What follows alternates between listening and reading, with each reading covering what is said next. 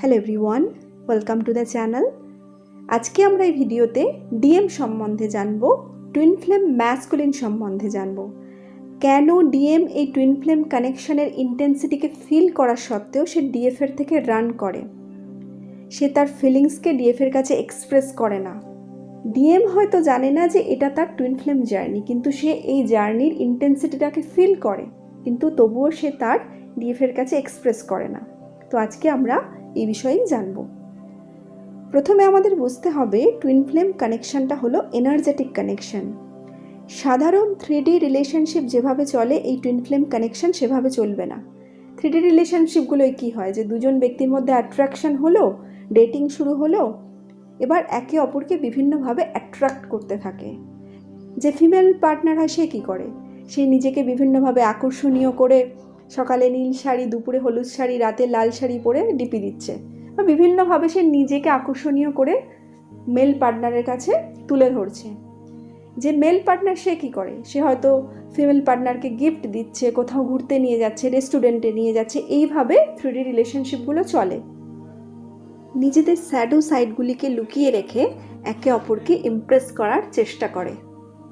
Twin flame জার্নিতে এসব কিছু কাজ করবে না। টুইন ফ্লেম জার্নিতে দেখা যায় যে সেভাবে সম্পর্কই হলো না, অথচ একে অপরকে ট্রিগার করতে শুরু করে দেয়। এর কারণ হলো যখন দুজন ডিভাইন পার্টনার একে অপরের সান্নিধ্যে আসবে, তখনই তাদের ভিতরে যে ট্রমা আছে, উন্ড আছে, সেগুলো সারফেস হতে থাকবে। আর টুইন ফ্লেম জার্নির উদ্দেশ্যই হলো ইনার হিলিং। ট্রমা সারফেস না হলে, উন্ড সারফেস না হলে হিলিং হবে কিভাবে? আদার্স 3D রিলেশনশিপে যেখানে একে অপরের শ্যাডো লুকিয়ে রাখতে চায়, সেখানে টুইন ফ্লেম একে অপরের শ্যাডোকে সারফেস করে দেয়, যাতে হিলিং হয়, যাতে তারা অথেন্টিক সেলফে ফিরে আসতে পারে। টুইন ফ্লেম একে অপরকে হেল্প করে বেটার ভার্জন হতে, একে অপরের অথেন্টিক সেলফে ফিরে আসতে হেল্প করে। এবার আমাদের দুটি এনার্জিকে বুঝতে হবে। ফেমিনিন এনার্জি কেমন হয়? কাইন্ড, সফট, ফ্লোর সাথে চলে, ইমোশনকে ফিল করে, ইমোশনের প্রতি সে লয়াল হয়। কিন্তু ম্যাসকুলিন যে হয়, ম্যাসকুলিন এনার্জি তার ইমোশনকে ইগনোর করে। এমন নয় যে তার মধ্যে ইমোশন নেই, তারও ইমোশন আছে, কিন্তু সে তার ইমোশনকে সাইডে রাখে। ম্যাসকুলিন মাইন্ড লজিক্যাল হয়, অ্যানালিটিক্যাল হয়। ম্যাসকুলিন তার ইমোশনের প্রতি ইগনোরেন্স কেন দেখায়? কারণ তার মধ্যে 3D কন্ডিশনিং ভরে ভরে থাকে, সোসাইটি কন্ডিশনিং তার মধ্যে ভরে ভরে থাকে। আপনারা একটা বিষয় লক্ষ্য করবেন, একটা শিশু সে যদি মেল হয়, কোনো কারণে সে যদি কাঁদে, তাকে বলা হয় তুই কি মেয়ে নাকি কাঁদছিস? সে কাঁদছে মানে তার ইমোশনকে সে ফিল করেছে, সেটাই সে এক্সপ্রেস করছে। ফেমিনিন এনার্জি এক্সপ্রেসিভ হয়, সে তার ইমোশনের প্রতি লয়াল হয়। নারী হোক বা পুরুষ, প্রত্যেকের মধ্যেই ম্যাসকুলিন এবং ফেমিনিন এই দুই এনার্জি বর্তমান। শিশু কেঁদে তার ইমোশনকে এক্সপ্রেস করছিল, কিন্তু তাকে এমন কিছু একটা বলে তার ইমোশনকে সাপ্রেস করে দেওয়ার চেষ্টা করা হলো যে তুই কি মেয়ে নাকি কাঁদছিস। যখন কোনো ব্যক্তির ফেমিনিন এনার্জিকে সাপ্রেস করে দেওয়া হবে, তখন তার মধ্যে ম্যাসকুলিন এনার্জি ডমিনেটিং হয়ে যায়। টুইন ফ্লেম যে ম্যাসকুলিন হয়, তার মধ্যে 3D conditioning, mental conditioning, family conditioning ভরে ভরে থাকে। ম্যাসকুলিনের ফ্রেন্ড সার্কেল থেকে, আত্মীয় বলুন, আশপাশের এনভায়রনমেন্ট দেখে, আশপাশের ব্যক্তিদের লাইফ দেখে তার মধ্যে এই মেন্টাল কন্ডিশনিং অনেক স্ট্রং হয়ে যায়। টুইন ফ্লেম জার্নি স্টার্ট হলে আপনি যেমন আপনার ডিএমের প্রতি ফিলিংসকে ফিল করেন, সেও আপনার প্রতি একই ফিলিংস ফিল করে, কিন্তু সে তার ফিলিংসের প্রতি লয়াল হয় না, ইগনোর করে। সেও আপনার প্রতি স্ট্রং কানেকশনকে ফিল করে, কিন্তু সেটা সে কখনো এক্সপ্রেস করবে না। তার কারণ তার মেন্টাল কন্ডিশনিং, মেন্টাল প্রোগ্রামিং। আপনি বুঝতে পারেন তার ফিলিংসকে, কারণ আপনি তার অংশ, কিন্তু সে কি তার ইমোশনকে আপনার কাছে এক্সপ্রেস করে? 99.99% দিয়ে বলবেন না, ডিএম কিছুই এক্সপ্রেস করে না। এর কারণ হলো ম্যাসকুলিনের ভিতরে থাকা কিছু বিলিভস, কিছু 3D কন্ডিশনিং তার ইমোশনকে এক্সপ্রেস করতে দেয় না। টুইন ফ্লেম ম্যাসকুলিনের মধ্যে এই ধরনের বিশ্বাস থাকে যে সে যদি তার ইমোশনকে এক্সপ্রেস করে দেয়, তাহলে তার দুর্বলতার সুযোগ নেওয়া হতে পারে, সে অন্যের চোখে পাওয়ারলেস হয়ে যেতে পারে, অন্যরা তাকে দুর্বল ভাবতে পারে। সে যদি তার ইমোশনকে এক্সপ্রেস করে দেয়, তার দুর্বলতা অন্যের হাতে চলে যাবে। এই ধরনের থার্ড ডাইমেনশনাল প্রোগ্রামিংয়ের জন্যই ম্যাসকুলিন আপনার কাছে তার ইমোশনকে এক্সপ্রেস করে না। ধরুন ম্যাসকুলিনের মধ্যে কোনো ইমোশন উঠছে এক্সপ্রেস করার জন্য, রিলিজ হওয়ার জন্য, কোনো পেন বা ট্রমার এনার্জি উপরে উঠছে রিলিজ হওয়ার জন্য, তখন তার মধ্যে আরও একটা বিলিফ এসে তাকে ট্রিগার করে দেবে যে পুরুষ মানুষ আবার কাঁদে নাকি, পুরুষ মানুষের আবার কোনো কষ্ট হয় নাকি, কষ্টকে ভিতরে চেপে রাখো, তুমি শক্তি পাবে, তোমার শক্তি বাড়বে। ইমোশনকে, পেনকে কখনো কোনো ব্যক্তির সামনে এক্সপ্রেস করা উচিত নয়।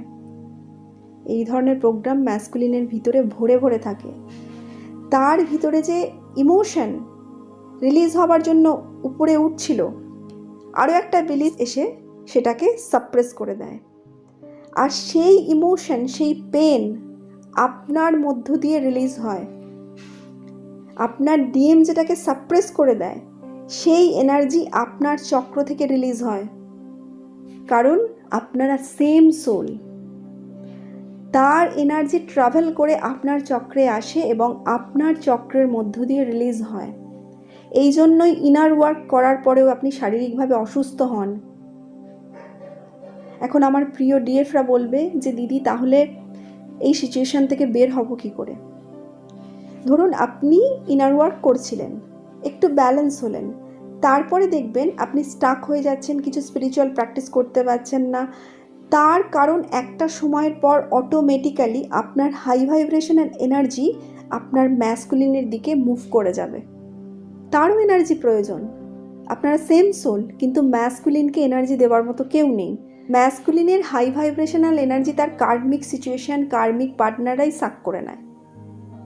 সেই জন্য ম্যাসকুলিনকে হিলিং এনার্জি সেন্ড করলে তার মধ্যে সেলফ লাভের ভাবনা আসে, সেলফ লাভ ডেভেলপ হয়। আপনিও যে এনার্জেটিক্যাল ড্রেন হচ্ছিলেন সেটা বন্ধ হয়। তবে হ্যাঁ, আমি কিন্তু ম্যাসকুলিনকে চেজিং এনার্জি দেওয়ার কথা বলছি না। এখন আমার প্রিয় ডিএফরা বলবেন যে দিদি আপনি ম্যাসকুলিনকে এনার্জি দেওয়ার কথা বলছেন, ও তো চিটার, ও এটা করে, ও তো সেটা করে। তো মাই ডিয়ার ডিএফ, আমি ম্যাসকুলিনকে চেজিং এনার্জি দেওয়ার কথা বলছি না। চেজিং এনার্জি দিলে ও এগুলোই করবে। আমি ম্যাসকুলিনকে হিলিং এনার্জি দেওয়ার কথা বলছি। তবে যারা নতুন নতুন টুইন ফ্লেম জার্নিকে এক্সপিরিয়েন্স করছেন, নতুন নতুন টুইন ফ্লেম জার্নিতে এন্টার হয়েছেন, তারা প্রথমে নিজের হিলিং করবেন। যখন নিজের অনেকটা হিলিং হয়ে যাবে, তারপরে আপনার ডিএমকে হিলিং এনার্জি সেন্ড করুন। তার সঙ্গে সঙ্গে নিজের হিলিংকেও কন্টিনিউ করে যান। ম্যাসকুলিন এনার্জি যখন ইমব্যালেন্স থাকে, সে অনেক বেশি ইরিটেট হয়, আর তার জন্য আপনারও মুড সুইং হয়। তো সেজন্য সর্বদা ডিভাইনের কাছে আপনার ম্যাসকুলিনের হিলিংয়ের জন্য প্রে করবেন, তার প্রোটেকশনের জন্য প্রে করবেন। ম্যাসকুলিনের মেন্টাল কন্ডিশনিংয়ের জন্যই কি হয়, সে তার ইমোশনকে এক্সপ্রেস করতে পারে না। আর যখন কেউ তার ইমোশনকে এক্সপ্রেস করতে পারে না, তখন কি হয়, তার মধ্যে যে ইনার চাইল্ড অর্থাৎ ভিতরে যে শিশুসত্তা আছে, সে অনেক বেশি উন্ডেড হয়ে যায়, ভিতরের শিশুসত্তা হার্ট হয়ে যায়। সেজন্যই আপনার ম্যাসকুলিনের হৃদয়ের মধ্যে anger, depression, anxiety, pain, deep pain, frustration এই সমস্ত কিছুতে ভরে যায়। ধরুন ডিএফ, আপনি আপনার কোনো বন্ধুর সাথে সাক্ষাৎ করতে চাইছেন, তাকে কিছু এক্সপ্রেস করতে চাইছেন। এবার ধরুন পাস্টে সে আপনার সাথে খারাপ আচরণ করেছিল। এবার আপনি সেই বন্ধুর সাথে সাক্ষাৎ করতে চেয়েও আপনি কি করবেন? যেহেতু আপনার সাথে পাস্টে খারাপ আচরণ করেছিল, আপনার মনে হবে যে আমি ওর কাছে যাব তো আবার আমার সাথে এরকম করবে। তার জন্য কি হবে, আপনি যেটা এক্সপ্রেস করতে চাইছিলেন সেটা সাপ্রেস করে নেবেন। আর যখনই আপনি সেটাকে সাপ্রেস করে নেবেন, তখন আপনার মধ্যে নেগেটিভিটি বাড়বে। ঠিক এরকম সিচুয়েশনই আপনার ম্যাসকুলিনের সাথে হয় তার 3D বিলিফসের জন্য। তার মধ্যে অনেক ধরনের 3D বিলিফস থাকে।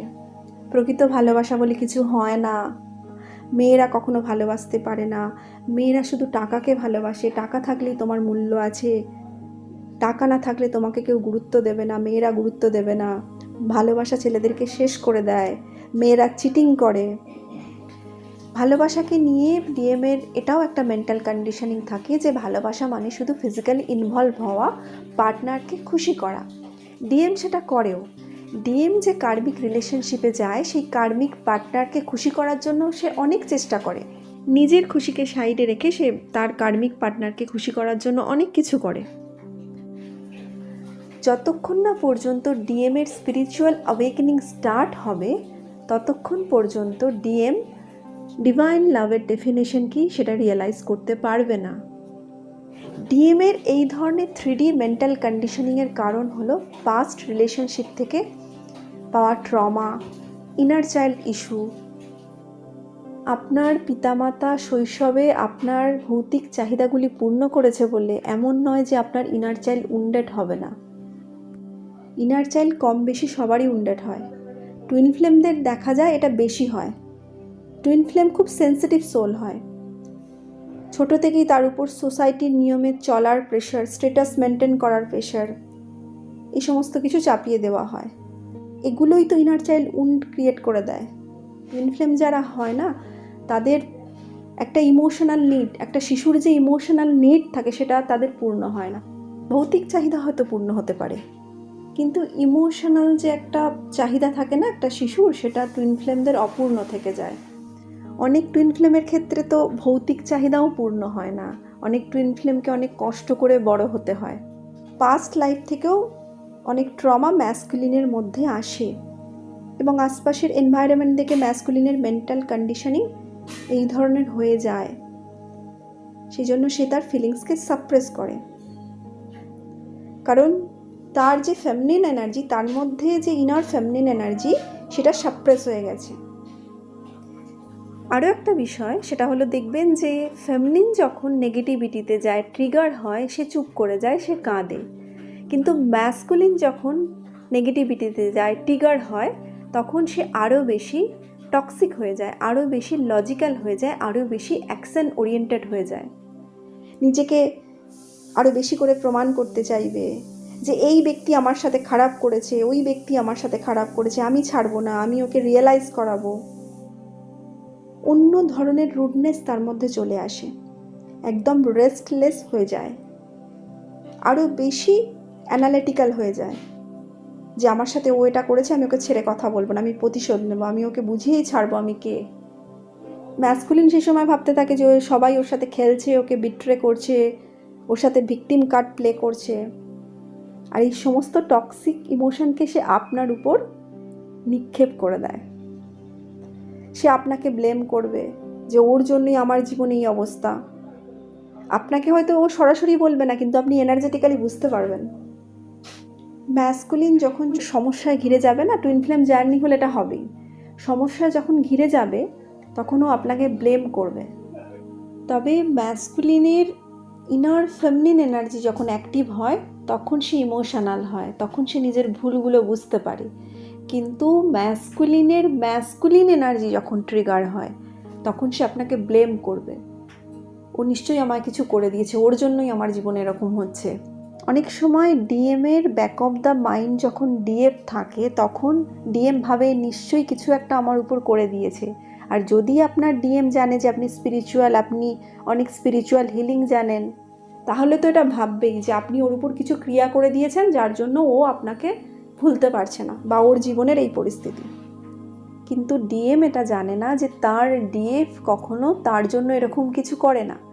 ডিএমের কার্মিকরা করতে পারে, ইমোশনালি ব্ল্যাকমেল করতে পারে লাইফে বজায় রাখার জন্য, কিন্তু ডিএমের ডিএফ কখনো ডিএমের জন্য এই ধরনের কিছু করে না। বা যারা ট্রুলি স্পিরিচুয়াল জার্নিতে এন্টার হয়েছে তারা কখনো কোনো ব্যক্তির জন্য নেগেটিভ কিছু করে না, আর স্পিরিচুয়াল হিলিং দ্বারা সেটা করা সম্ভবও নয়।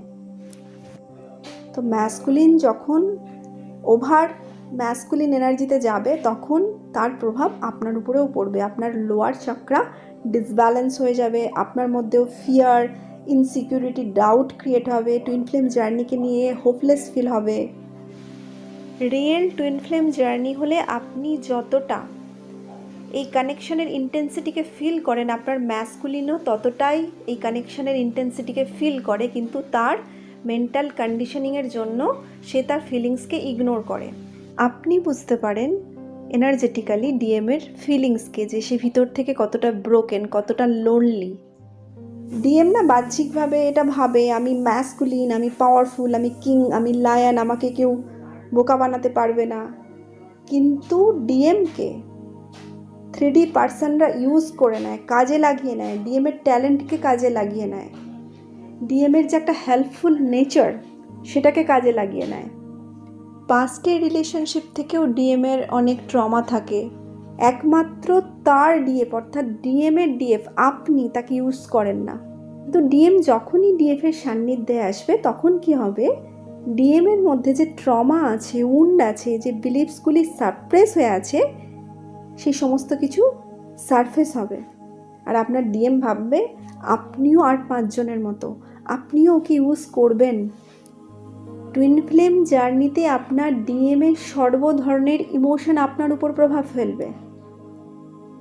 ধরুন আপনার ডিএমের কোনো অ্যাডিকশন আছে, সে হয়তো ড্রিঙ্ক করে। ড্রিঙ্ক করলে চোখ মুখের অবস্থা কেমন হয়? আপনি ড্রিঙ্ক করেননি, কিন্তু আপনি যখন আয়নায় মুখ দেখবেন আপনার মনে হবে আপনি কত ড্রিঙ্ক করেছেন, কারণ আপনার ডিএমের এনার্জির প্রভাবটা আপনার উপর পড়ছে। আপনার ডিএম যদি কাঁদে, অনেকক্ষণ কাঁদলে কি হয়, আমাদের শ্বাস ফুলে ফুলে ওঠে। তো আপনি কাঁদেননি, আপনার শ্বাস ফুলে ফুলে উঠবে, কারণ আপনার ডিএম কাঁদছে। যারা জার্নিতে অনেকটা এগিয়ে গেছেন তারা এগুলো ফিল করেন। 3D রোম্যান্টিক রিলেশনশিপগুলোয় কি হয়, যখন একজন পার্টনার অন্য পার্টনারের সাথে সাক্ষাৎ করতে চায়, সেটা ইমোশনাল দিক থেকে হতে পারে। দুজন ব্যক্তির মধ্যে যদি ক্লোজ রিলেশনশিপ হয় তখন একটা ইমোশনাল বন্ড তো ক্রিয়েট হয়ই, তো সেদিক থেকে তারা ইমোশনালি কানেক্ট হতে চায় বা ফিজিক্যাল অ্যাট্রাকশনের জন্য কানেক্ট হতে চায়। কিন্তু টুইন ফ্লেম জার্নিতে যখন আপনার ডিএমের সঙ্গে আপনার সাক্ষাৎ করার ইচ্ছা হবে বা আপনার ডিএমের আপনার সাথে সাক্ষাৎ করার ইচ্ছা হবে, সেটা সোল ক্রেভিং হয়, সোল লেভেল থেকে হয়। বন্ধুরা, ভিডিও আর লম্বা করলাম না, আজ এই পর্যন্তই। যদিও সবটুকু বলা হলো না, আমরা পরবর্তী কোনো ভিডিওতে আবার ডিএম সম্বন্ধে জানবো। আপনারা ভালো থাকুন, সুস্থ থাকুন, ভালোভাবে ইনার ওয়ার্ক করুন। আপনাদের অনেক অনেক ধন্যবাদ। নমস্কার।